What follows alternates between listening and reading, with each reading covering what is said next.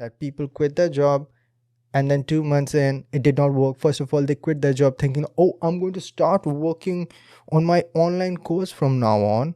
That guy I know who knows a guy who has created so much money, he earns like 10 lakh rupees every month just from online courses.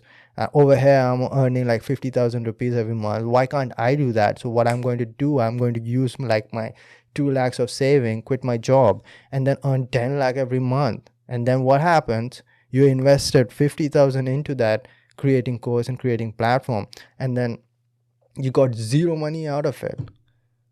It's you tested it on yourself using your money, listening to some vague advice. Obviously that happened. And that's another thing about business, is that you're not going to find a lot of successful 22-year-old businessmen or entrepreneurs, as they call it now.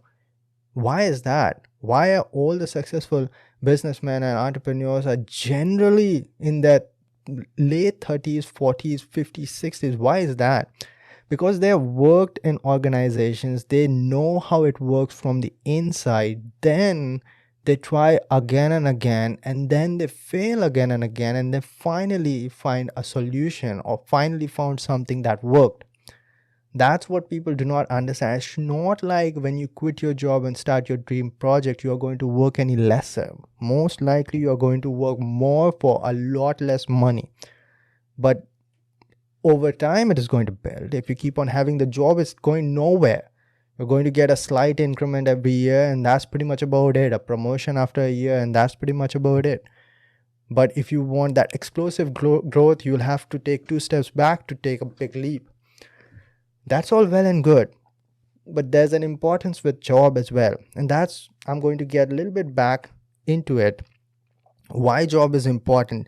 See, I understand now how aerospace engineering or aerospace industry works and how industries in general work, because I have spent time doing internships in Tata Motors, Tata Cummins, Steel Authority of India, Heavy Engineering Corporation. Then I spent time working in Department of Atomic Energy. Then I spent over a year working in Department of Space in Indian Space Research Organization. So I understand how engineering is used in real life. So I got a skill and also know how it can be applied in an industry or in the real world so that you can get something back from it.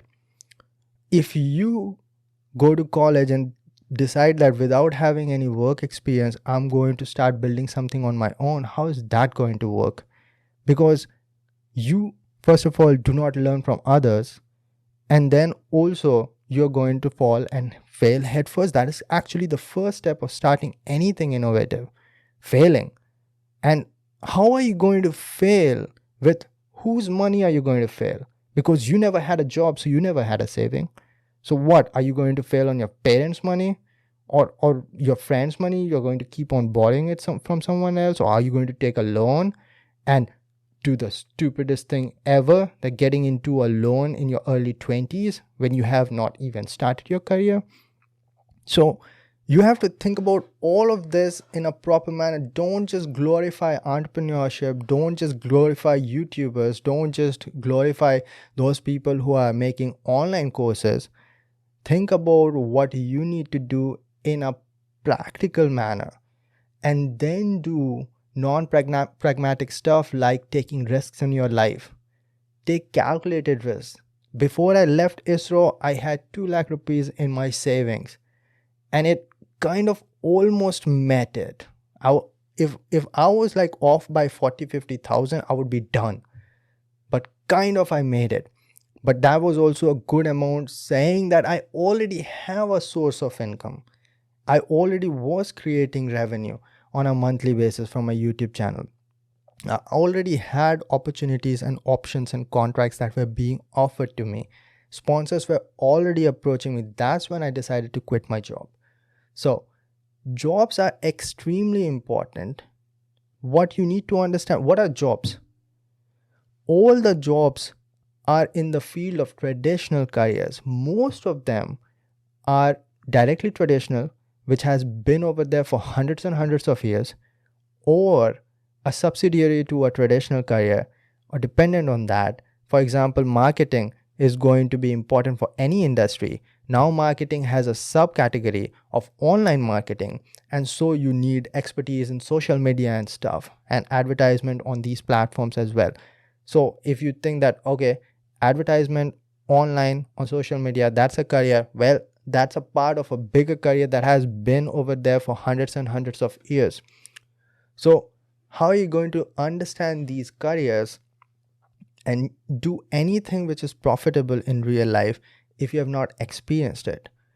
Now, if you do not want to have a job, I'm not saying that everybody should now start doing engineering and going through traditional career.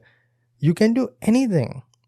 Kids these days are starting to get into Bollywood as a photographer, a videographer, or a makeup artist as early as 17 or 18 years of age. Stylists, these people do that at early age, but the only way to do any of this is by having practical experience. So they are going to go on the sets, they are going to find connections, they are going to follow people, they are going to learn and understand without any pay.